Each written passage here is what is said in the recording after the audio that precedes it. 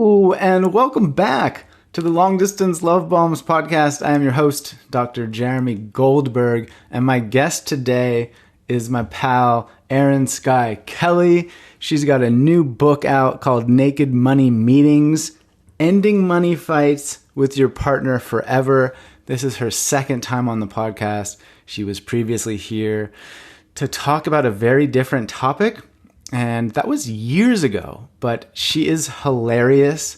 And this is one of those conversations that you might want to check out the video on YouTube simply because there are many moments when she and I are giggling, covering our mouths, snorting. There's a lot of facial expressions going on, and we laugh a lot in this one.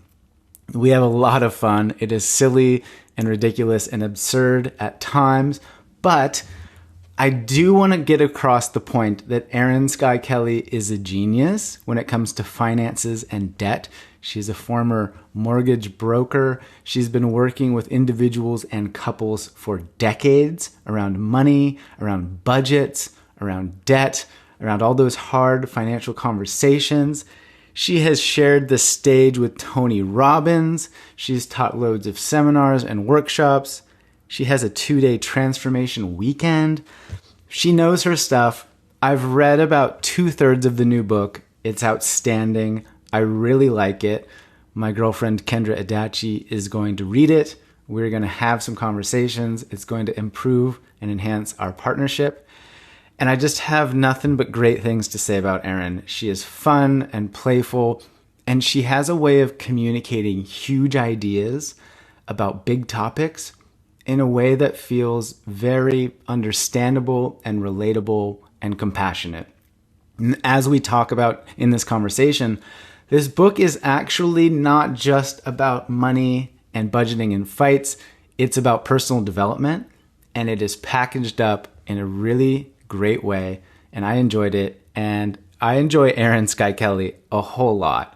She's great, and I think that you're gonna love this one. So I've included links in the show notes to all of her stuff. You can check the books out, you can follow her on Instagram, etc. Without further ado, please enjoy this conversation with Erin Skye Kelly. I can't stop laughing. Okay, we're recording now, so behave, or actually misbehave. I've already been laughing for so long. My stomach already hurts. Like you're going to give me gas.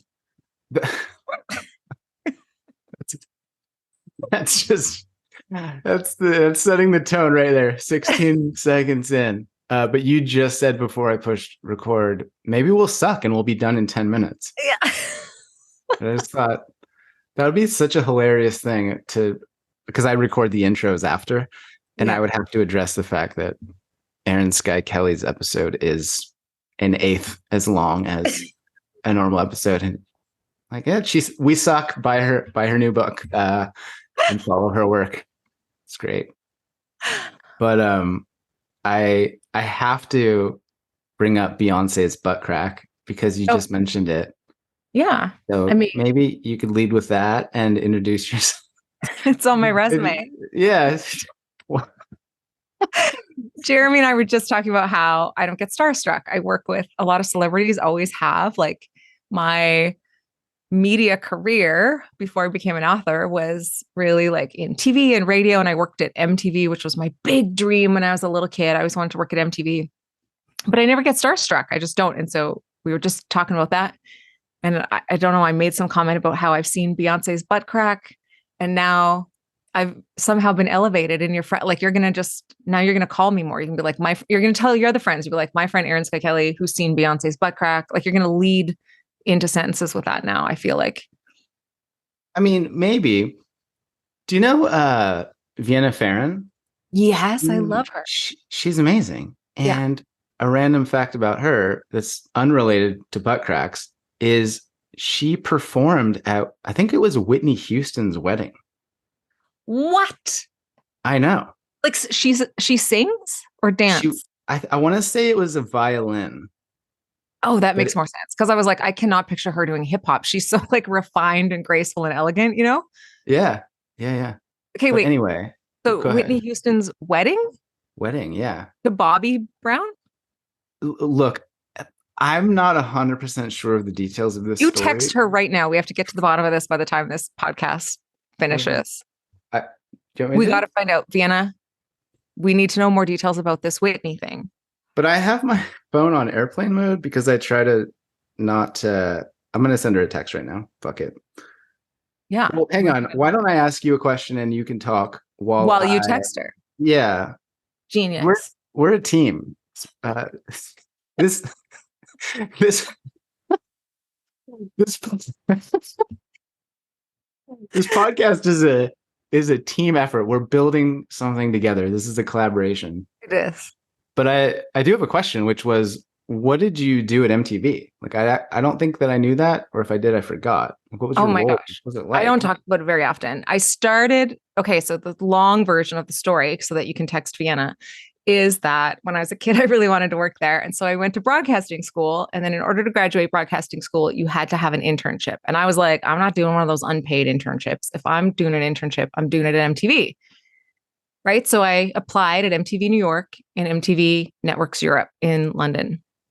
And I didn't get either of them. And so I started mailing the HR department a package a week because I was like, I really want an internship here. So from Canada, I would mail these huge boxes over to this lady, Mira Livingston, 180 Oxford Street, London, UK, W93DD. Like I did it every week. And so it would say things like, for your talent pool. And she would like open up the box and there'd be like water wings and a Speedo and like giant sunglasses and, and then my tape. Pool. Yeah. And then the next week it'd be something else. And once a week, it cost me so much money. Like I use my student loans for this. And so she would eventually started to reply back and say, no, unfortunately, you have to have a work visa, in order. So then I went and got a work visa. And then I'd be like, hi, Mira, I have my work visa. Like, I'm sure she thought I was psychotic, but to me, I was just like, oh, this is dedication. Anyway, so I'd send her another one. And then she's like, you have to actually be living here and you have to have a UK address. So I moved to the UK, and this is before we had the internet, right before we had the internet. So I had to like book a place from a newspaper and like fly over and rent. I can't remember what it was. It was an exorbitant amount of money to me at the time for this like tiny little flat that had carpet in the bathroom. Like it was just disgusting. But I was like, okay, Mira, got myself an address. Here's my new address. And I'd ship her a new package every week. And eventually she called and she did say to me, you are psychotic, but I want to hire you. And so I got the MTV internship. So I started as an intern and I would just what's called log tape. So I'd have to watch. This is before AI or transcription existed. So that was me with my little headphones on. I'd sit in front of a VHS machine or a Betamax machine and watch Backstreet Boys videos and Britney Spears videos. And I'd transcribe everything they said and mark the time that they said it so that the editors could have an easier time accessing footage if they ever needed it. And then I worked my way up and I became an assistant music director. And then we opened MTV Canada eventually. So I flew back home and like did that. And that's my story called How I Saw Beyonce's Butt Crack. So that's beautiful. I love that. It's just, the squeaky wheel gets the grease, right? It reminds me of that old adage. And I think I just like the quirky wheel. Yeah, I just didn't have any other options because it was all I wanted. And at the time it just seemed like, I don't know what else I'm going to do. So here I go, Mira Livingston, wherever she is now. Yeah. And you still remember her address? I do, 180 Oxford. I do, because I mailed something every week for a year and a half. So yeah, long time. But anyway, that's my MTV story. But that kind of gives you an idea of why now in my old age, I don't talk about it so much anymore because it's like all the kids are like, that's not cool. None of that story is cool. But to people over the age of 35, they're like, it's medium cool. I think it's super cool. I just like stories of people overcoming adversity, identifying something that they want, pursuing a big dream, like going after it. Don't make me sound like I'm an Olympian or anything like that. Or that there's a lot of people who deserve that. I just went to the post office once a week and annoyed this lady who lived across the pond. Yeah. Well, you're an Olympian. Like if weird, persistent, quasi-psychotic behavior in the pursuit of an unpaid internship was an Olympic sport, you'd be on the podium. I would. I'd at least be bronze for sure. I'm going to get a random message from someone listening that's like, actually, I have a story for you. I'm like, Can't wait. Okay, but Erin Skye Kelly, for real, for people listening that haven't listened to the first episode when you were on the podcast, which is so good. I recall you talking about how you left your mom at a gas station on the side of the highway and didn't talk to her again.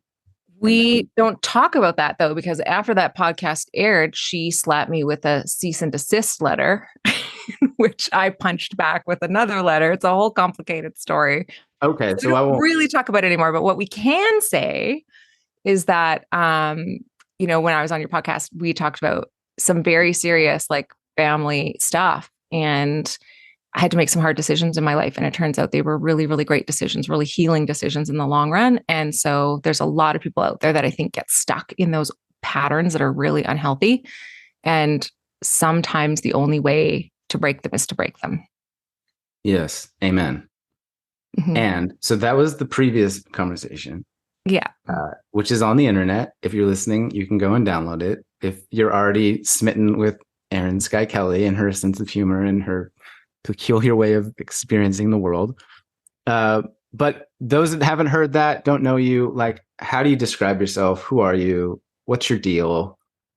Yeah, I don't even know. This is so fun because when you and I became friends, it was like we just met and it was like we didn't know anything about each other's background or history or whatever. We just met human to human. And that's my very favorite way to experience life. But of course, we all have all of these labels and titles that people like to put on us to try and figure that out. And for me, I don't know the answer to that. I'm still figuring it out. But in the meantime, I write books. I'm a podcaster. I work for some super cool, big time celebrity people. I just do neat things. I just like to experience the world and share what I experience, and off we go. So why I'm here today, Dr. Jeremy Goldberg, is to talk about my book, Naked Money Meetings, which is my newest book that I've written, and that you read on the beach while Kendra sunned her butthole, I think is what she was doing in that Instagram video. It's a butt themed conversation. It is a butt themed conversation. To be fair to Kendra, at that time that I was reading, she was not sunning her butthole. She was just tanning as a normal person laying on the beach.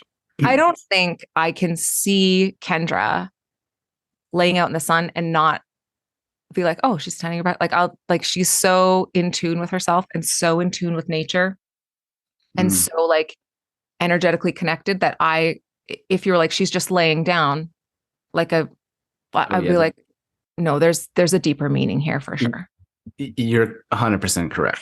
So I would describe things very simply from my science analytical brain. It's like woman lay on beach, right, for example.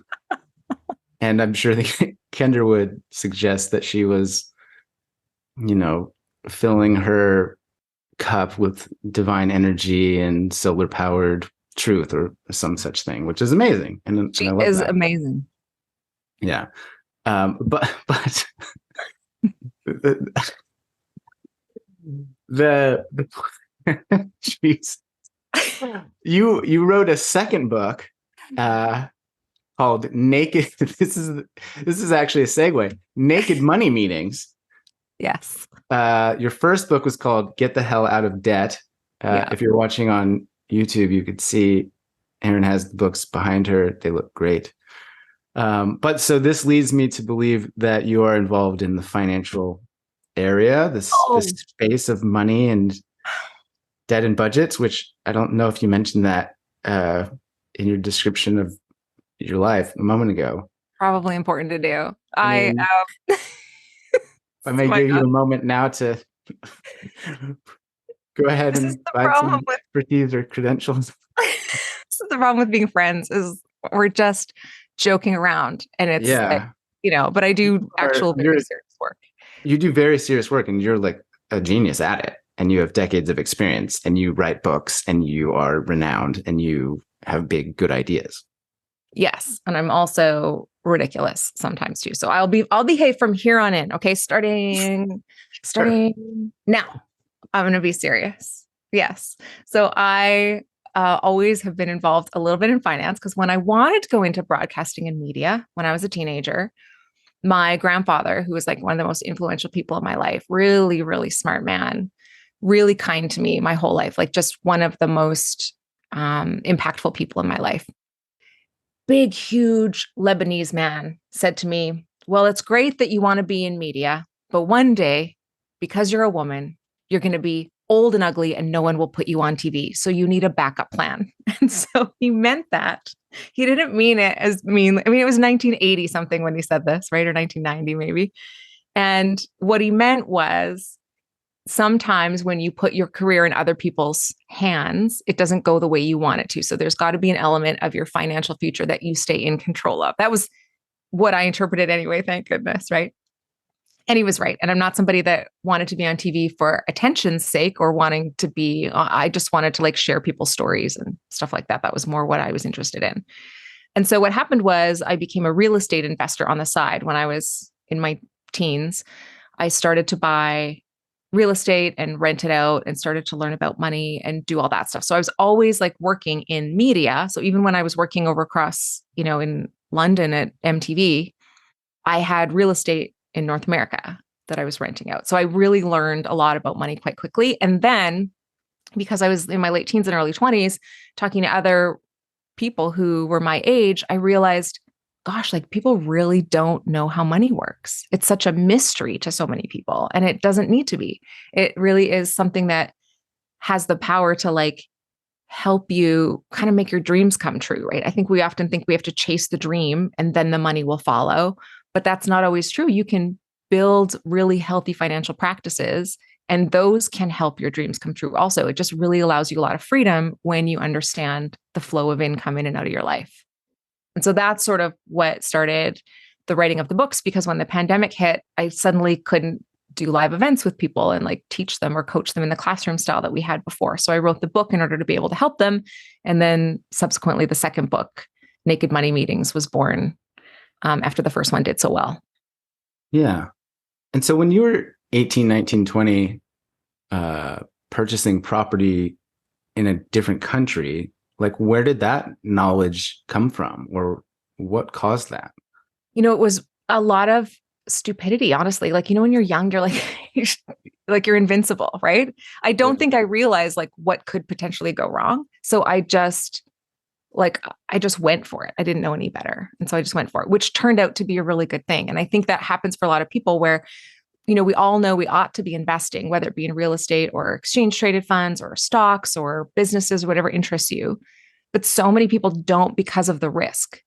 They're like, oh, I'm afraid I'm going to make a mistake. I'm afraid I'm going to lose money. And what ends up happening is they lose money because they lose out on opportunity cost, and they never go after the things that they need to do, when sometimes the best education is diving in and learning as you go. Yeah, for any number of things, such as relationships, life. It's like wisdom acquisition requires some risk and some failure and some lessons learned. Yes. Some life slaps to the face here and there. Yeah. Okay. And so you were in media, you had a house or apartment or whatever in Canada, you're living your life. At some point, you decide to get into the sort of personal development, financial advising space, or I'm just trying to like track your trajectory a little bit. Yeah. It's all an accident, actually. It was all a very, very happy accident. I don't think I was like, oh, I love personal development. Like I want to do that, right? I just had sort of read a couple of books and got interested in a couple of things. I read a book called Awaken the Giant Within when I was over in London. We had a tube strike, which those of you who live in the UK, it's mass pandemonium when there's a tube strike and there's no trains running and whatever else. And so I was stuck in a WH Smith in a train station looking for something to read. And, there's the top 10 books. I'd never read a nonfiction book in my life, but there was this guy with like really big teeth. And I also have really big teeth. So I was like, I think I could relate to this guy. And so his name was Anthony Robbins. And so I get this book called Awaken the Giant Within, and I read it, and instantly my life changes for the better. And I don't even know how to describe it, because I don't know even if I could describe what it was like before. I just suddenly afterwards, I felt like, oh, I get it. I'm here for a reason. You're here for a reason. We're all here for a reason. And we've got to figure that out and start living that today, even if we don't understand why. Right. So I was really quickly able to figure out, like, my life's purpose is letting the people around me feel seen, heard, and loved. And so I can do that if I'm standing in line at Safeway. I can do that if I'm helping them with their budgets. I can do that wherever I'm at. And so I had to start like living that out. So Awaken the Giant Within was this transformative moment for me. And I kind of became not a Tony Robbins fan, but like I just was in the world. I start consuming a bit of his content. I went to a couple of his events, like they're life-changing, incredible events, did that whole thing. And then just along the way in my own world was asked to like speak at things and, do certain things and whatever else. And so at one point in my life, I thought, you know what I'm going to do? I was hosting these events called Transformation Weekend. We still host them. They're once a year, big annual event in January. It sets your year up for success kind of thing, right? Like a kind of everybody gets together for this couple of days of immersion. I've been doing this for, I don't know how long, 10 years or more at the time. And I think to myself, you know what I'm going to do for our 10th anniversary? I'm going to see if I can get Tony Robbins to come speak at Transformation Weekend. Like, I wonder what that costs, right? It's got to be, I'm thinking to myself, it's got to be $8 billion, but like, let's see how much it is. So I contact his office and I'm like, what does it cost to get Tony to come speak at an event? And the lady who I now know, but she laughs at me and she's like, oh, honey, she's like, it's adorable that you think that that's so cute that you want to do this little thing. She says, we actually only work with one Canadian promoter and, this is his name and whatever, but she CCs him on the email. And so then now I got this guy's email, and me, I'm persistent MTV woman. You know what's going to happen next, right? So I email this guy and he doesn't reply. So I like email him again and he doesn't reply. What I later learned is I wasn't actually trying to get him to come to Canada so I could promote his event. But I didn't know the right lingo at the time in events. So I asked the wrong questions. And so that's how this all happened. Happy accident. Anyway, this guy won't return my email. His name was Salim, just a cool guy. He's unfortunately passed away, which was like heartbreaking for me end of last year, but funniest guy. So he won't return my call. So I email transfer him, which is kind of like Venmo. So back when email money transfers first happened, you had to have a password in order to receive them. So I email transferred him this random amount of money, like $874.12. And then when it says, for the password, I say, for the password, call 403, blah, blah, blah. And I write my phone number in there. So he picks up the phone and I get this phone call. He's like, hey, what's this money for? I was like, Salim, it's Erin Skye Kelly. How are you? And he laughed and laughed and laughed. He was like, okay, fine. I'll meet you for coffee. He's like, I'm going to be in Vancouver next week. Where are you? I'm like, I'm going to be in Vancouver next week too. I was not going to be in Vancouver. I had to get a ticket and go to Vancouver. But anyway, the goober cashed the money, but it was worth it because what ended up happening was from there, he had me speak on some stages that Tony was speaking at. And so I got a new exposure into that personal development realm. And that was sort of how that transition happened. Gotcha. Yeah. So then that MTV story that you told at the beginning is relevant. I guess it's relevant. It all works out. It always does. And that's what's cool about when sometimes you do the thing that's in front of you, even though you can't connect to why, but when you feel pulled or called towards it, the answer is always revealed in time. Like there's so many things in my life where I look now that at the time made no sense. But now, you can kind of see the tapestry, like how it's being woven together in such a divine way that it's like, it's cool. Happy accident, right? Like it was meant to be. Yeah. I call them heart whispers. Yeah. Just these little hey, buy a one-way flight to Europe and walk across Spain. And it's like, no, brain, no heart. Like that's stupid. That makes no sense, but I can't not do it. And right? Now you're the Camino guy. Now I'm the Camino guy. Yes. Also, by the way, how are you? Like, have you recovered? Are your bones okay? Does your butt hurt when you sit down? Like, are you? Erin, look, I am a mountain of man. Like I am strong like ox. Like specimen. That was 2 months ago. Uh, I'm but asking because I would still be hobbling. I would like, but yes, thank you for asking. I am recovered. I'm doing well. I find that like on the second week after, I'm feeling pretty human again. mhm. Um, and I'm thinking about doing 2 Caminos this next summer as just a Yes. there's Can you one of just those little heart whisper things that the seed's been planted, and I just want to know what that's like for me to try and do that. yeah. And like it must be amazing. Like when you're out there with people who are walking it with you, you must see, and you probably still experience it every time. Because as you know, like you hit a new level of growth, even though you've done the thing before. Now, when you go to do the Camino again, you're a different man. So you're facing the Camino now as a new man. And so you're having a new level of growth, right? But Yeah. like you're also walking with people who are probably, I don't know, like crying, having huge breakthroughs, having to push through things that are like, that must be such a crazy container to hold. How do you do that? The, I feel like now I'm on your podcast. um, it is a crazy container to hold, and I do it to the best of my ability with a lot of imperfection and humility each time. I think on this last trip, on like the second or third day, I was crying at dinner because it wasn't something had happened. It's a longer story, but it wasn't going like I thought it needed to be going. And it wasn't happening like I hoped that it would. And I have very high expectations and lots of hopes and dreams. And I just was like, look, this is really hard. Like to lead this is really hard. This is not like other retreats that I lead where we go to a resort and we do Right. yoga and we have a chef and they cook us stuff. Like I'm also doing all of this crazy physically demanding stuff along with you. And I'm also not sleeping well. And I'm also like going through my own things that come up while trying to hold a container of 10 people who are, having transformational breakthroughs and trying to coax them through that and support it, blah, blah, blah. So it's a crazy thing. It is the wildest, craziest thing. Every person that I've taken on that trip has cried. I can't even imagine not crying. Like it just would be, I did it virtually during the pandemic. Yeah, I remember we Nothing bonded at all. over that. Yeah. Nothing at all like you did. But I did it because I was like, I wanted to go that year and the pandemic happened. And it Yeah. was like 779 kilometers or something like that. I can't remember the number. But anyway, I did 779.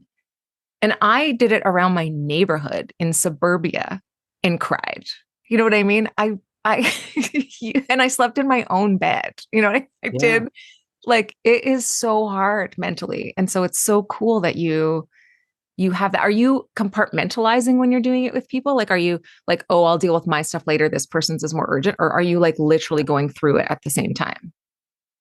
It depends. Like Mhm. sometimes both. Like I had a really great conversation with a woman in a random lunch spot about alcoholism and sobriety and motherhood.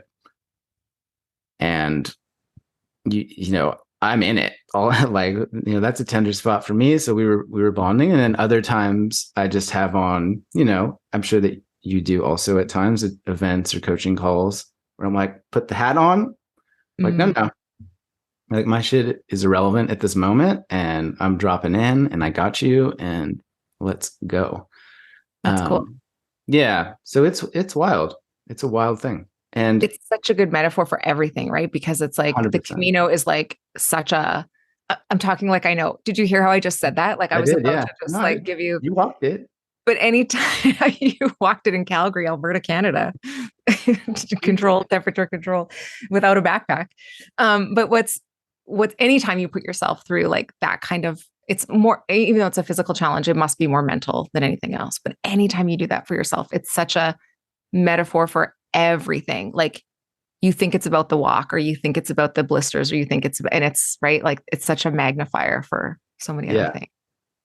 Yeah. And you get to your edge. There's no makeup, there's no masks, there's no disguises, there's no costumes. At some point you are so exhausted, you can't maintain the energy or desire to not just be who you are with what you're feeling. Mm-hmm. But if I may attempt to transition this back to a podcast where you are the guest, Listen, uh, people are here for you. I'm just doing what the people want. I'm giving them what they give want. people what they want. But I was actually going to bring this up. So this is a good point. When you're talking about the Camino being, it's not about the walk. It's actually about the transformation that's happening. And the Camino is just kind of the thing that brings that along and alive. I have had several thoughts when I'm reading your book, the new one, Naked Money Meetings, where I've had this moment and I like shake my head in admiration, thinking, oh, this is a personal development book. Like, this is not a book about money at all. She's done a really clever, hilarious, excellent job of marketing this as, oh, this is about budgets and money and finances. But a lot of the content is very Trojan horse-like delivered about awareness, emotional intelligence, holding space, having boundaries. And so I wonder if you could speak to some of that. Yeah. I've been on, I don't know how many podcasts and done all the media stuff or whatever for this book. You are the first person and the only person to recognize and know that. Really? That's super cool. Yes. Because everybody's like, oh, tell me about the numbers and tell me about the whatever. It's super cool. But here's the truth is when we struggle with money, if we struggle with cash flow, if we struggle with keeping a job, if we struggle with fighting with our partner when it comes to money, it's not about the money. It never is. And so people think like, oh, my credit card debt is about the fact that I suck at math, or my credit card debt is about, whatever. It's not at all ever about that. It's about something much deeper. And so it doesn't help unless we heal the thing that's much deeper. It's like the Oprah Winfrey, when she would diet and gain weight and diet and gain weight and diet and gain weight. And so every new diet, she kept thinking it was about the diet, if I just get the right diet. So she did the cabbage diet and the grapefruit diet. And then she did the Weight Watchers diet. Then she did, and remember one time she pulled the big famous wagon of butter out, and she pulled this wagon out on stage and it had like 55 pounds of butter representing the 55 pounds she lost. And she's like, that's it. It's gone forever. And then like 6 months later, right? People do that with their money all the time because they think it's about the money, and it's not about the money. And it's not until you can heal that stuff underneath and really make peace with your relationship to money and your relationship to yourself that you find the financial freedom. So it is so true. The book there are very practical, tactical ways to get wealthy in that book, but there's also ways that you can heal your relationship to your finances that go beyond the wallet. Yeah. And you're doing it in partnership as well, which is an added dimension of complexity and detail required. Yeah. Right. And so in the way that I walked across the Camino, and that was hard and it was like, whatever, but then you throw other people's stuff into the mix and suddenly it becomes exponentially more difficult. Right. Yes. And so maybe can you just give like a quick couple sentence synopsis of like what the book is, or perhaps like why you wrote it? What's why is it needed? That makes sense. I haven't told this story before, but I'm going to tell you because you're my friend, because you're going to get all the juice. Yeah, give me the good stuff. I was working with this couple. I was doing a mortgage for them. So side note, I'm also a licensed mortgage associate. I don't actually practice anymore. I know. Just I have a team of people that do all the mortgage stuff, and they're brilliant at what they do. But I more oversee how we do the mortgages and how we set them up, because I think people don't understand mortgages and they think it's all about the interest rate, and it's not. It's about how the interest is compounded. That actually affects things even more. And there's all these other things hidden in mortgages to make them sellable or palatable for people to take on debt. So I've just, side note, when I became a real estate investor, I also became a mortgage broker, blah, blah, blah. But I was sitting down in front of this one couple one time. I have to think of fake names for them. Harold and Peggy. Yeah, Harold and Peggy. Harold and Peggy. Okay, they were sitting in front of me. And I was like, in my soul, I was begging them to get a divorce, because I was like, they just make each other miserable. The way they spoke to each other in front of me, like she was like rolling her eyes at everything he was doing. And he was like making snide little remarks at her. And I thought, this is so normal for them that they're doing it in front of a stranger. Like they're so comfortable in these roles of, my husband's an idiot, don't mind him. And, he's comfortable being like, oh, nothing makes Queen, Peggy. Thank you. Happy. And I was like, so it's like, it doesn't matter what financial solution I present, they're going to tear down anything we build up. They're so unhealthy when it comes to their own relationship. They're so unhealthy when it comes to their own identities, like how they see themselves. So I had this moment, like this flash with the two of them of like, I wonder how they got here. So I started to like, my drive home, I was thinking like, what made her get to the point where every time this guy opens her mouth, she's rolling her eyes? What had to have happened to her? What hurt did she have to go through? What is she trying to protect? Who is she trying to make me think? Like, is she trying to make me think that she's more likable because he's so stupid? Like, so I really dug deep into like all of that sort of like pattern recognition as to why people were doing the things that they were doing. And what I uncovered in that work was like this moment of like, we all have these moments of brilliance. Mine are always in the shower. I don't know why, which means that's why I have a whiteboard in my shower now. Because by the time I get out of the shower, I've already forgotten most of my really great ideas. So the whiteboard, I wrote on the whiteboard money blocks. And I had this moment where I realized what was happening is she was handling money through a certain lens and he was handling money through a certain lens, but they were both blocked at seeing what was actually true. And so what happens is when we have these like events that happen in our lives and everybody's got them. You've got them, I've got them, whoever's listening, you've got one. And what happened was at some point in your life, there was an event that occurred and it had a bit of an emotional charge to it. That's why you remember it. It's why it became a memory. So you have this like emotional charge where you experience something and then you make it mean something because you're trying to make sense of it, especially when you're younger. And so for some people, it's as simple as, their sister got a larger piece of cake. And so they started to feel like they weren't worthy or whatever, like anything. You can really pull these out of anywhere. But what that does then, if you're not conscious of what you're choosing, if you're choosing a disempowering meaning or an empowering meaning, if you're not conscious of it, it forms a pattern. So then you start to look for things that are true. So you start to look for ways that you're unworthy, or you start to look for ways that your sister's the family favorite, or you start to look for ways, and that forms part of your identity. And so I started to really uncover like, wow, there are what I figured out to be 8 different kind of major money blocks that prevent people from building wealth. And when those people are in relationship with each other, where those blocks intersect, then forms the pattern in the relationship. So for example, money blocks are things like the lack block, right? That's a style of thinking where you believe there's never going to be enough.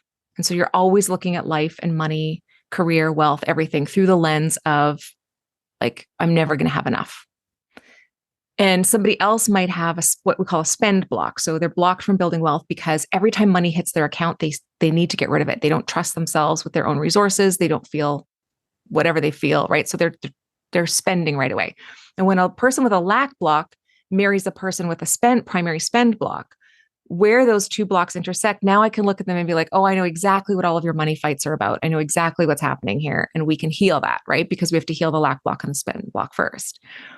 You'll see it with your friends. Like you'll be out for dinner with your friends after you read this book and you'll be out for dinner. You'll be like, somebody will be fighting over the bill and you're like, oh, I know what that person's got a worthiness block. That person, like you can kind of start to see the patterns, but we often don't recognize them in ourselves. And so this work really came about because I was literally sitting with Peggy and Harold. Yeah. And Yeah.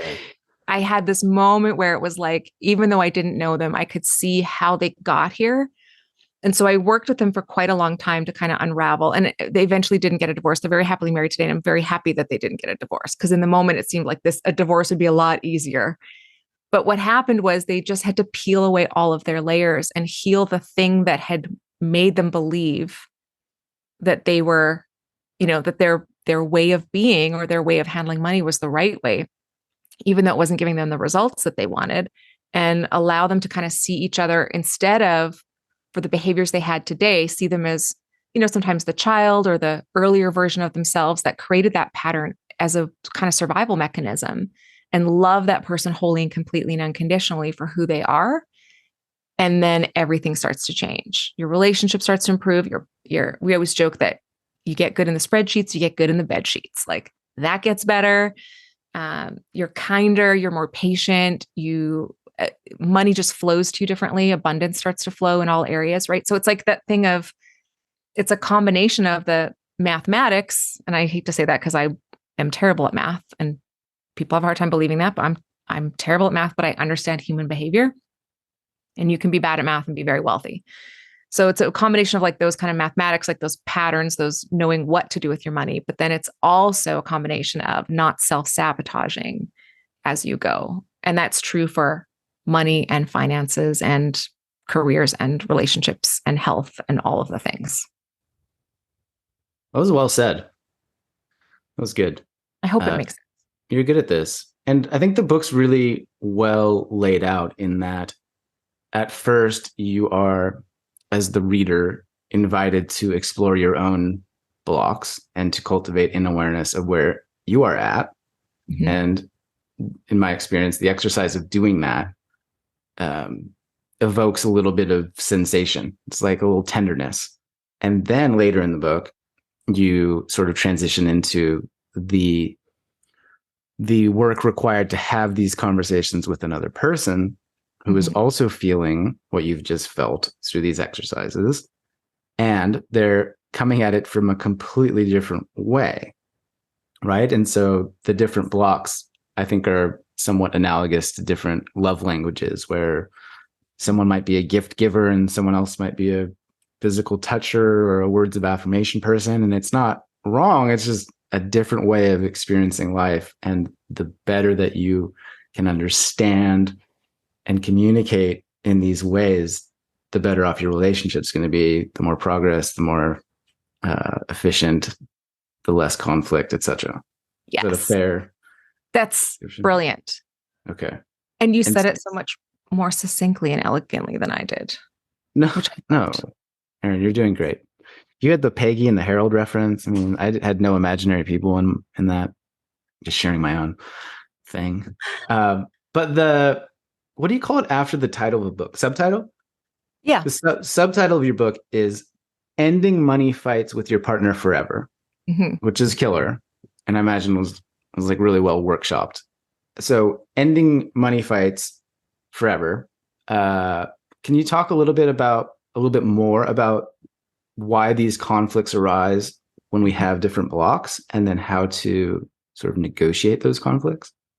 Yeah. And this is a big theme in the book, because what's really funny is when I started to do this work with couples, because of course, before you write a book about it, you have to like put it into practice and make sure that your theories are correct and, like all of those things. Right. And so working with couples over the last couple of decades through this kind of work, it's interesting because I used to just be like, I created a quiz, like, here's the quiz, you do the quiz, you kind of figure out what your primary block is. It's not going to be 100% accurate because you're going to be triggered by something some days, but you'll generally have a primary block and, a secondary block. And some people are like, I have all the blocks. I'm like, fair. It's okay. You just pick one and you work through it as you go. And then you work on the next one if you've got another one. But what was interesting is I used to do the work with people and instantly, and it was always women. I don't know why. So I'm sure that that's not a gender thing. Okay. So to my fellow uteruses out there, I'm not picking on you, but what was typically happening was I would give you the money blocks and then instantly you'd say, oh, this one's my partner's. My partner has this block. I'm going to go. So then they'd go to their partner and they'd be like, let me tell you what your problem is. Your problem is this is your right. And I was like, whoa, this is not healing work here. Right. But I think it's the same reason people take their partners to therapy, right? They're just hoping the therapist is going to tell them that their partner's wrong, right? That's like, they just want that referee. And so the theme throughout the whole book is you really have to heal your own block, because when you are in a pattern with somebody, you can break that pattern simply by healing your own block. They don't even have to change in order for you to heal and start to do better financially. They don't have to heal it. Nothing about them has to change. And the other piece about it is it has to be really safe for your partner to stay exactly the same, because not everybody wants to grow. Not everybody wants to change. And one of the things I hear so often in personal development, I'm sure you do too, is when people start a trajectory of growth in their own life and their partner's disinterested, they're like, how do I get my partner on board? And the answer is you can't. You have to just love them wholly and completely for who they are. And if you get to that place where you're like, well, I'm doing all this work and my partner's not doing any, and it's really frustrating, then you haven't done enough work yet.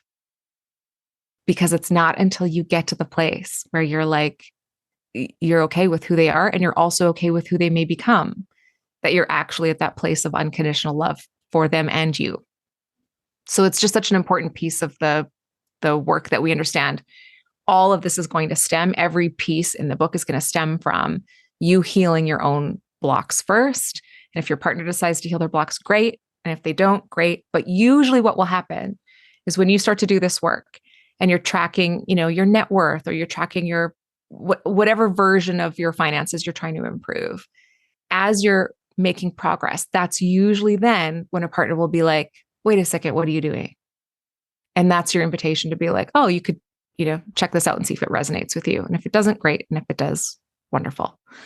But that's sort of like how things start to change and heal. It really does mean that you have to do the work for you and no one else. Yeah, it's such a simple, powerful, difficult to implement idea, right? It's like, you just love them where they're at. You're like, well, yeah, but I mean, can I be more right a little bit? Or, but I think, to your point, one of the best ways to demonstrate the impacts of growth and progress is to embody it and to live it, right? And I'm sure we all have experiences where somebody in your life starts changing in a really beautiful, powerful way, whether that's getting more fit or focusing on their health or dressing a little better or cleaning up the house a little nicer. And it's like, hang on, there's a bit of an energetic vibe happening. And I know when I experience those individuals, I'm curious. I'm like, what are you doing? Like, what are you eating? What's your workout routine? Like, what's going on with you? Like, talk to me. I notice it. I see it. I want some of that. Yeah. Versus people that are like, oh, you got to try this new fitness program. You got to eat these spirulina celery sticks. You got to try it. It's like, nah, man, I don't, whatever. Yeah. But when you're living it, yeah, it's quite different. It is. That's such a powerful metaphor. Okay. And so in the book, in life, you are harnessing this idea of self-awareness and self-acceptance and self-love of where you're at, what your blocks are, with equanimity, radical approval. So what do you do though? You read this book, you're doing the work, and your partner's like, no, I don't care about that book. Erin Skye Kelly, whatever, doesn't matter. Screw her. Yeah. Yeah, screw her. Like, we're good. We have money. We're fine. Right. But then the other person is like, this is analogous to, I want to go to therapy. And they're like, no, we're good. Everything's fine. But I imagine there are certain people in certain relationships where it gets to a place where you're like, yeah, I love them unconditionally. And I'm at this point where I don't want to be in this partnership anymore. Like, love and light to them, but like, I'm going over here. Yeah. And that was going to happen anyway. That's the important piece to know, right? Is that it was going to happen whether you lost 20 pounds and, grew some nice guns. It was going to happen whether you, made some big strides in your career. That was going to happen. That's got nothing to do with the money or it just was the path. And so that's challenging, right? There may be points even in this book, if you've got one of those relationships where you're like, do I stay? Do I go?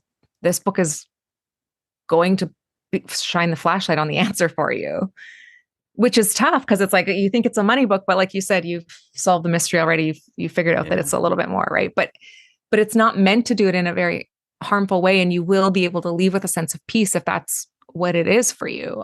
We were talking earlier about the thing we're not supposed to talk about. And in my own life, when I've hit a crossroads like that, it wasn't the trying to decide was the part that was challenging. Once the decision was made, the relief happened. And so I think people wait sometimes when they're stuck at that crossroads. They're like, I just want to know the answer. The answer doesn't come until you make the decision. You don't know it was the right decision until you've made one. That's the powerful part of choosing. So that's where it gets tricky, because I think there's so many people who are stuck in a crossroads, whether it be their money or be their relationship or whatever it is that they're in. It's tough because the more you sit and wait for the right answer, the more you delay your own happiness and progress. Dang, you just went deep, Erin Skye Kelly. Sorry. You want to talk about the cracks again? No, it's so true. And it's so challenging to confront. But I will affirm that your book does an excellent job of simply shining light and asking questions and doing it in a really humorous, like you're super funny. Like your writing occasionally had me chortling. I'm like, wow, she put that in her book. That's incredible. It's amazing what they made me cut out of the book. So, one day I'll send you the manuscript because I think you'd enjoy that, but I don't think the general public would. So like when you get a DVD back in the day and you have the bonus features or whatever, just a list of all your jokes that didn't make the cut would be pretty funny. Yeah, that's right. Okay, so the book's out. You've got decades of experience. What are some of the things that you're hearing from people that have read the book? Like, have you gotten good feedback, surprising feedback, bit of everything? People are so awesome. Like, this is always the part that, because I have the worthiness block. And so it's one of the things that I'm always working through. And so in the beginning, of course, the people who buy your book right off the bat are all the people who love you or who love your previous work, or they're already fans, right?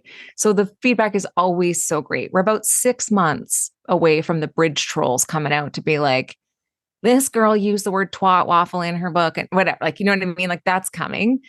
So early feedback is always so tough because part of me is like, oh, but they're my you know what I mean? They're in my inner circle. Of course, they're going to say nice things. And so it's hard because I really try not to listen to any feedback except for those heart whispers that you're talking about. I try not to listen to the high highs and I try not to listen to the low lows. I try and just like stay focused on the path, but it really has been phenomenal feedback. Like it's again, it's too new to really know. It's only been out for just a little bit, but part of me is like that piece that, when you put a new piece of art into the world, or when you've done this many times, you've created so many really cool things, you put it out there and you have to put it out because your soul makes you put it out.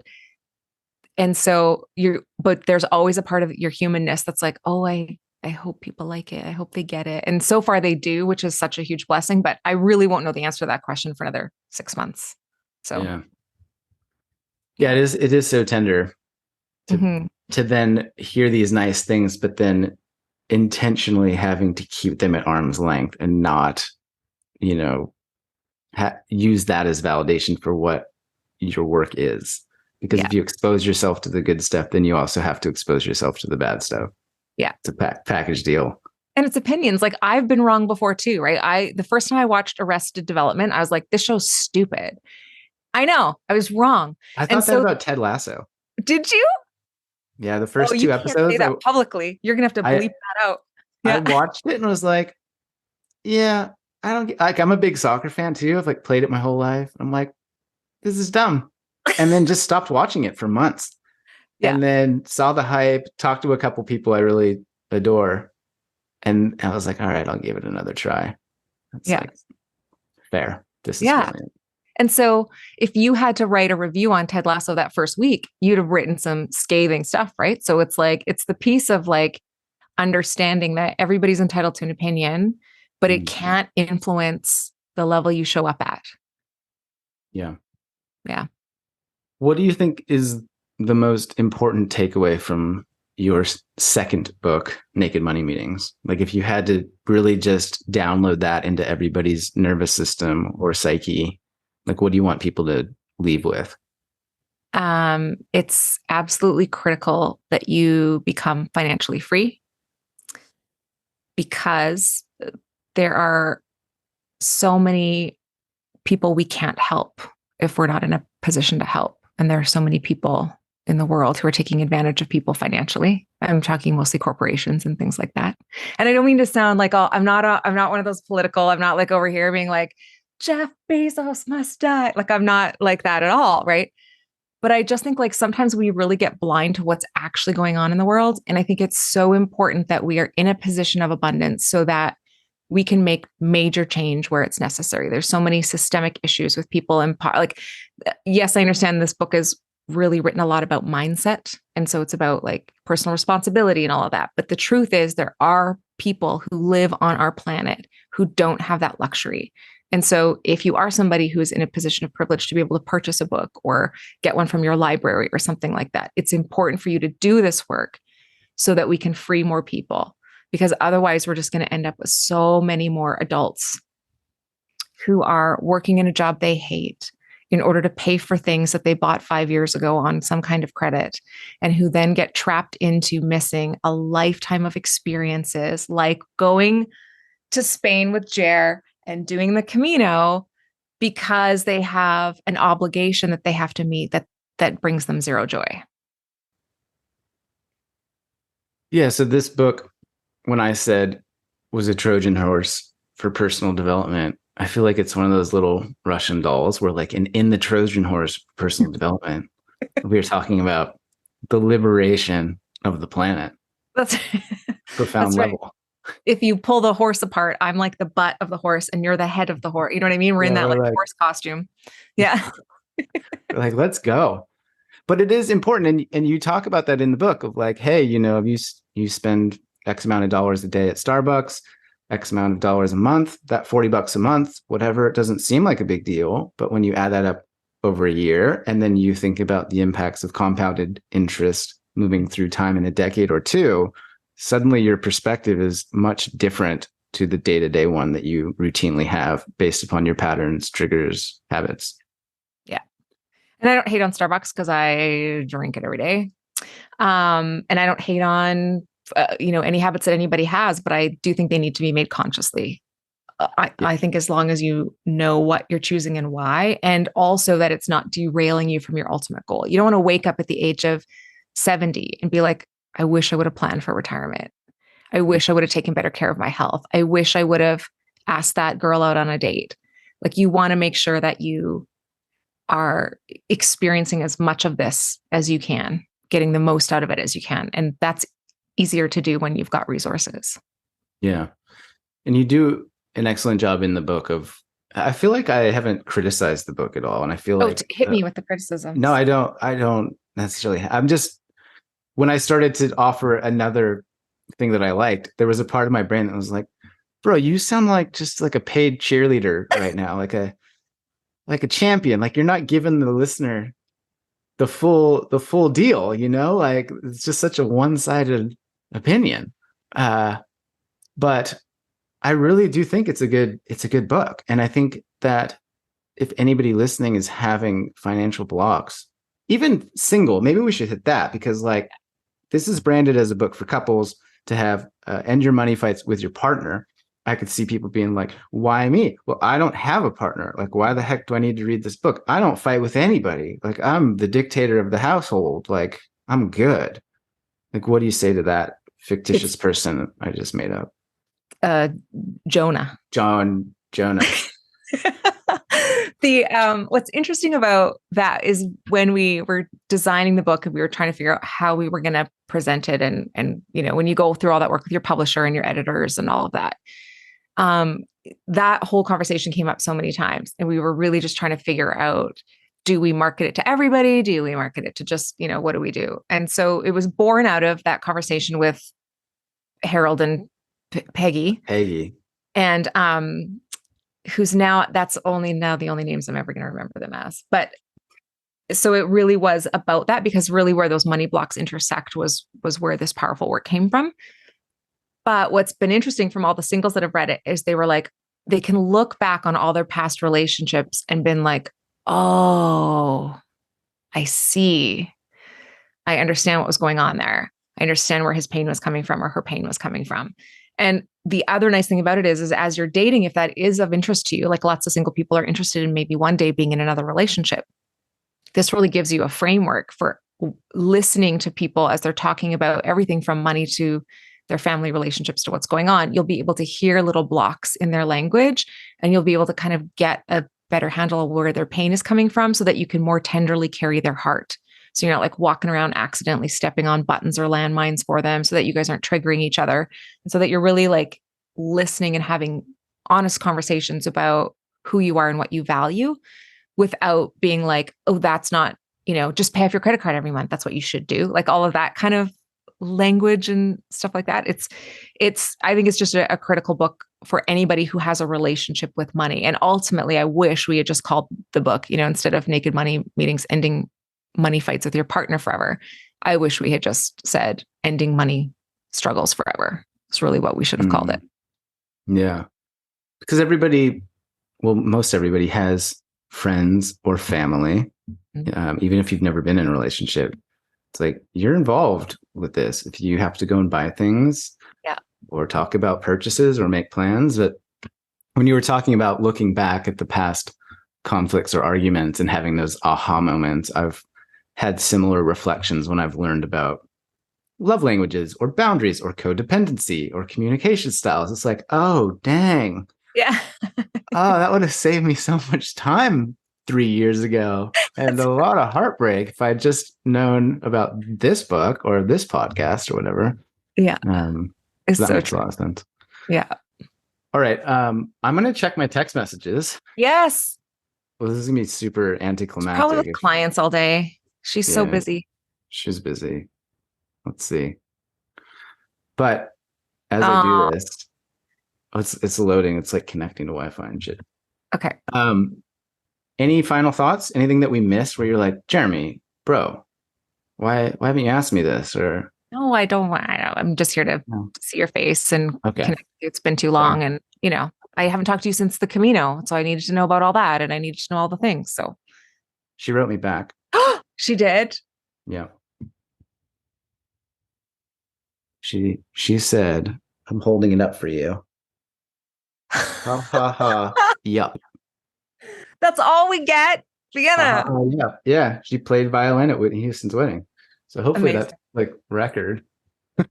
We need video. We need video. Oh, that's cool. You're the best. I just adore you. I've known you for years. I just think that you're one of the people in this whole entire space, money, personal development aside, that approaches it with compassion, humility, humor, and integrity. I think you walk the talk, and I trust you. And so I think for those listening, like that's my stamp of approval for Erin Skye Kelly. And it's meaningful. I know that there are a lot of fucking razzle dazzle charlatan sellers out there manipulating people about their money stories in an unethical way. And I think you're kind of doing it in your own unique way, talking about, what did you say, twat waffle? Oh, yeah. I interviewed Alex Catoni the other day, and she said douche nozzle. And so I feel like there's a thing happening in this space where the women are just like owning it. Yeah. She has on her website. Have you met Alex? Do you know her? You and I, do you remember how you met her?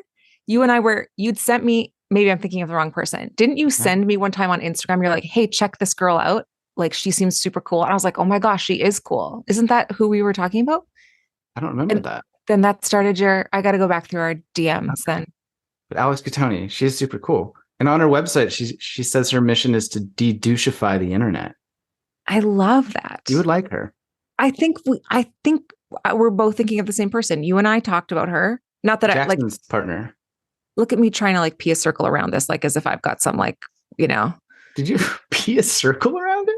You know what I mean? Like you and I, hang on, you sent me her thing. This was like, I got to go back. I don't know. Like a year or two. How long have you known her? Oh, no. We're 5, 6 years? No, 6 or 7 years? I don't think it's her then. Cause I'm like going back. I'm like, there's our Spirit Airlines conversations. Oh, geez. Like, here's you're just all of our memes that we send back and forth and jokes. Aaron, hang on. Wait. So Erin Skye Kelly, you've got 2 books, Get the Hell Out of Debt, Naked Money Meetings. You've got an Instagram account. You have a website. Are there other places that you would direct people to get into your space? I'm just Googleable. That's the only thing. Okay. Oh, no, I don't know her. Okay, I was wrong. Sorry. I'm following her now. Following right now. She's a marketing expert. She's gorgeous. Also, I really like people who like radiate that. Like she just radiates awesomeness through her face. She's a vibe. She's got like big energy and she's bubbly and she's a genius. Like she's so good. Anyway. No, you can Google me, but I just also wanted to say that I really love your podcast. And I just think it's so important that you keep doing this because I know you were just giving me a million compliments there a moment ago when I was pretending not to hear you. But yeah, I noticed that your wordiness block just had a whole fortress up. I was like, she's not even. No, but what I was going to say to you was you can only see those things in me because you've got them in you. And I just think what you do here is so cool. And I'm just so grateful that we're buds. Yeah, back at you. Is it random? But have you given a TED Talk? No, because no, let's just say no. Because why? You can't just do that on a Because I'm podcast. deathly shy. And so when I do talks or what I do, I try and avoid a lot of internet stuff. You'll see that on my Instagram. It's one of the things I work hardest on. My dream is to live in the forest with a bunch of forest animals and write books and hide from humanity because I'm deathly shy. You want to be like the Snow White of money and finances. And so now we have a team of people who are like taking bits and clips of me from the internet and like making content because I refuse to. So that's how we Yeah. get around that. Because if it were up to me, Well, I can send you the video from this and your team can work its magic. it's good. For It's sure. fine.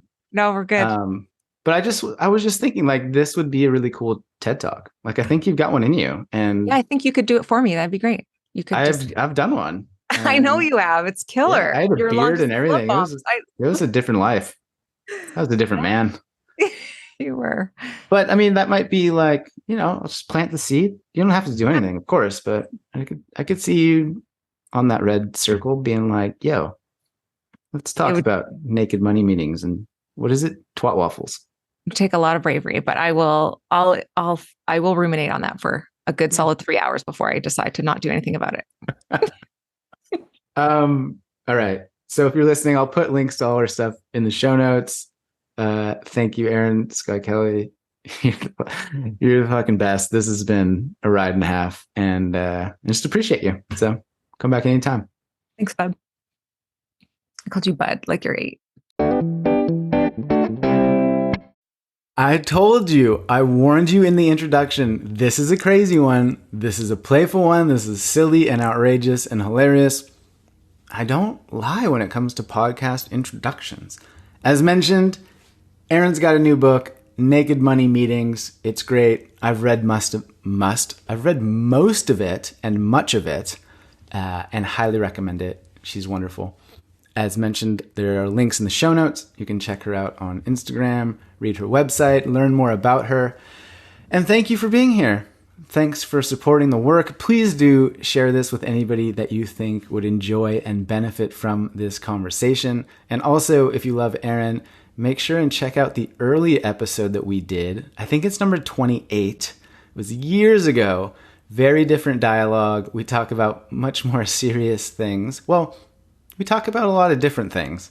And she's great. So thanks for being here. Share it, spread the word, leave the 5-star reviews. Follow me on Instagram at longdistancelovebombs. I appreciate you. I adore you. Keep trying to make kindness cool and empathy popular. Talk to you soon.